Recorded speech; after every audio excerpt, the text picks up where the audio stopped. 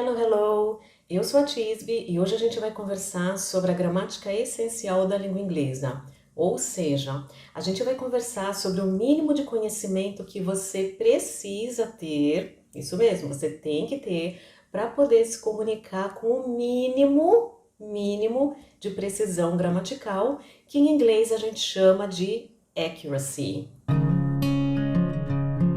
Eu vou dividir os verbos em dois grupos, verbos fortes e verbos fracos. Nesse vídeo aqui, a gente vai ver o verbo forte principal, né? É o mais forte de todos, que é o verbo to be. Nos próximos dois vídeos, a gente vai continuar falando de verbos fortes e depois a gente vai falar de verbos fracos.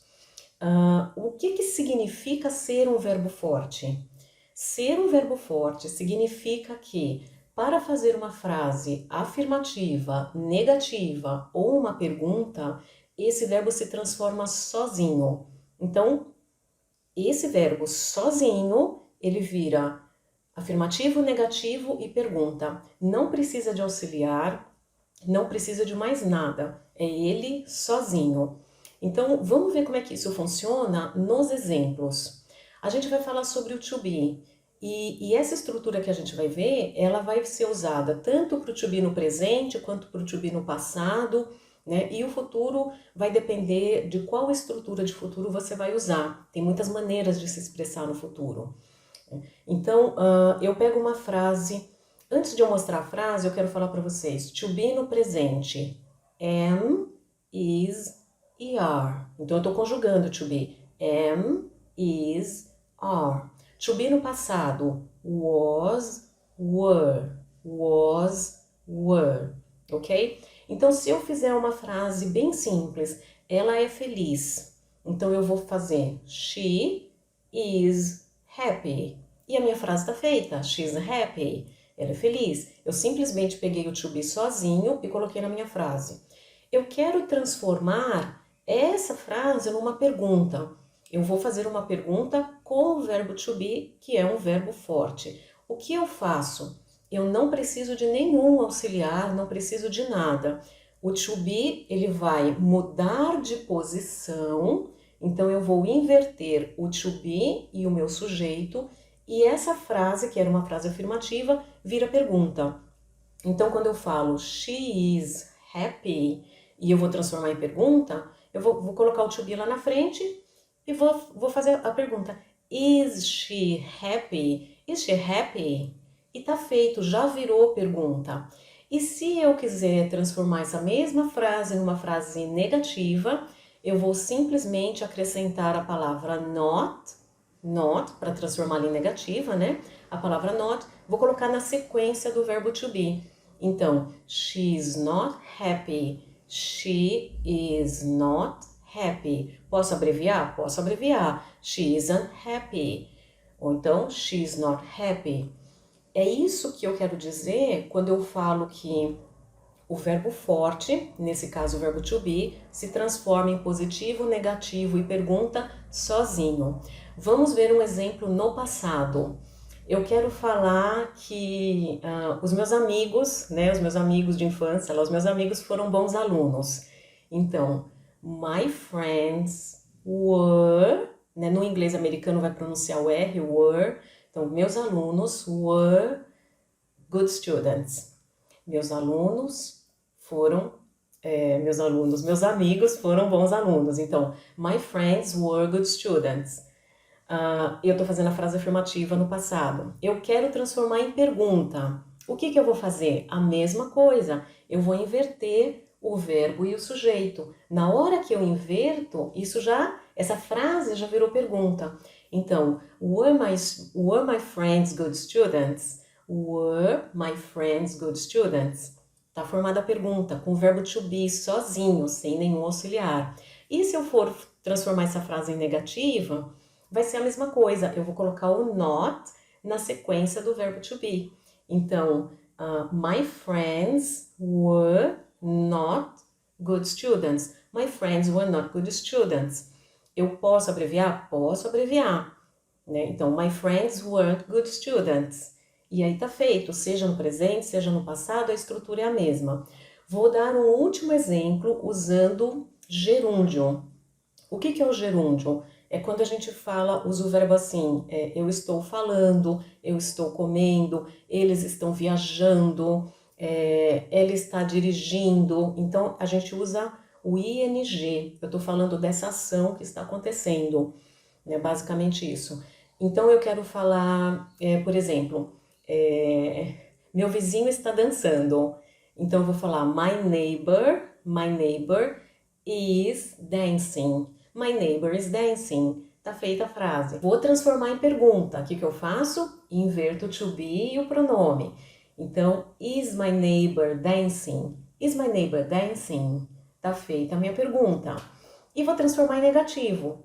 Vou colocar o not na sequência do to be, como a gente já viu. Então, my neighbor is not dancing. My neighbor is not dancing. Também posso abreviar. My neighbor isn't dancing. Então, reforçando, nesses exemplos, o que a gente viu? Que para transformar em positivo, basta pôr o verbo na frase. Negativo, basta acrescentar o not na sequência do verbo to be. E em question, basta inverter o sujeito e o to be. Então, sozinho, né, o verbo sozinho se transforma, né, nessas sentenças, nessas diferentes sentenças, positivo, negativo, afirmativo. Existem 4 pontos muito importantes a serem considerados aqui, muito importantes mesmo.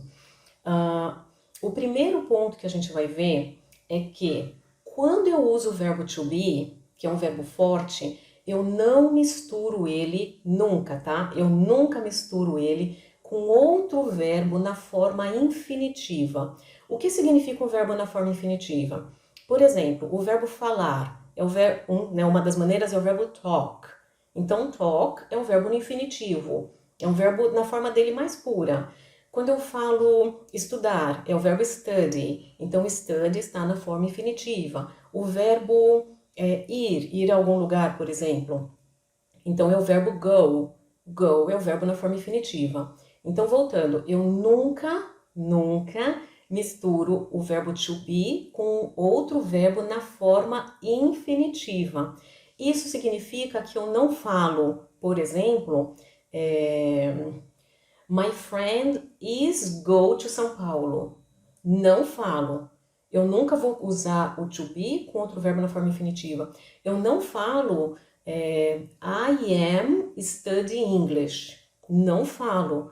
Né? I'm studying English. Não falo, tá errado. O inglês tá tabajara, tá muito errado. Então não pode. Quando usa to be, quando usa outro verbo, usa outro verbo. Né? Então, esse é um ponto super importante. Tá? Não misture to be com outros verbos na forma infinitiva. O segundo ponto que a gente tem que levar em consideração, que é muito importante, é que quando eu faço perguntas com o verbo to be, que é um verbo forte, e que por ser verbo forte eu simplesmente inverto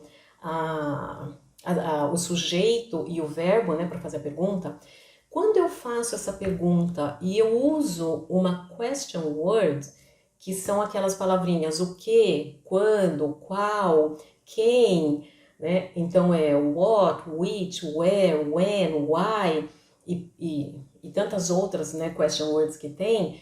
Quando eu uso essa question word, ela é a primeira palavra da minha pergunta, né? E aí, por usar essa question word, não significa que eu não vou inverter. Né? Eu tenho que inverter, porque aquela estrutura que a gente acabou de ver para fazer a pergunta, seja no presente, seja no passado, enfim, quando for fazer pergunta com to be, eu vou simplesmente inverter a posição. Quer a minha pergunta tenha question word ou não. Então, quando eu falo, né, quando eu pergunto, ela é feliz? Então eu vou falar, is she happy? Tá feita a minha pergunta. Mas se eu quiser perguntar por que ela é feliz, eu preciso da question word why. Então eu vou perguntar assim, ó, why is she happy? Ou seja, aquela estrutura de inverter, ela continua. Eu só coloco a question word aqui na frente, né, na frente de tudo. Então eu vou falar, why is she happy? Why is she happy? Ok? Então isso não pode esquecer. Muitas vezes, quando a gente está aprendendo inglês, A gente pensa que porque colocou uma question word, não precisa mais inverter. E precisa sim, tem que inverter. E o ponto 3, que é muito importante, ainda falando de perguntas, é que na pergunta com o verbo forte, entendeu? Aqui a gente está falando de to be, mas é na pergunta com o verbo forte, a gente não usa do, does, did, e nas negativas a gente não usa don't, doesn't, didn't. A gente não mistura verbo forte com esses auxiliares. Então, se você está usando um verbo forte, hoje nós estamos vendo to be. Então, se você usa o to be, não tem do, não tem don't, não tem does, não tem nada disso. O to be se transforma sozinho em afirmativo, negativo e question. Não precisa de nenhum auxiliar, tá bom? E para finalizar, o quarto tópico, que também é muito importante, é quando a gente fala das formas contínuas, do gerúndio. Então, quando eu falo, eu estou falando, eles estão viajando, ela está trabalhando, eu preciso usar o to be e o meu verbo, né, o verbo que vai estar descrevendo aquela ação, o meu verbo vem com ing.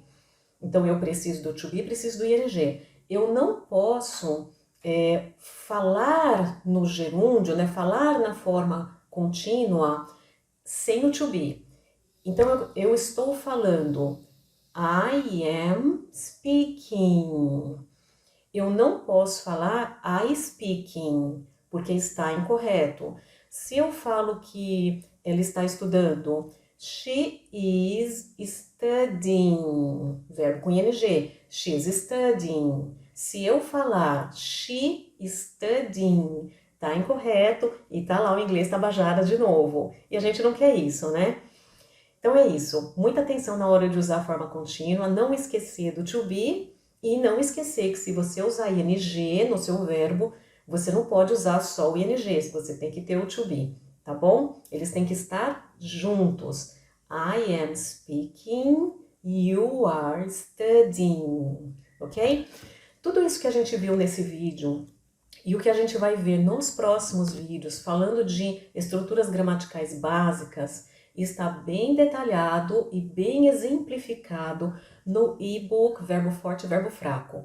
O link para o e-book está aqui embaixo na descrição do vídeo e também no primeiro comentário fixado. Então, se você tem interesse nesse conteúdo, vale a pena dar uma olhada nesse material, tá bom? Se você tem alguma dúvida em relação ao que eu falei no vídeo ou em relação ao verbo to be, deixa aqui nos comentários que eu respondo para vocês. Se você gostou desse vídeo, se foi útil para você, deixa o seu like. Eu quero agradecer muito por você estar aqui. Um beijo e até o próximo vídeo. Bye!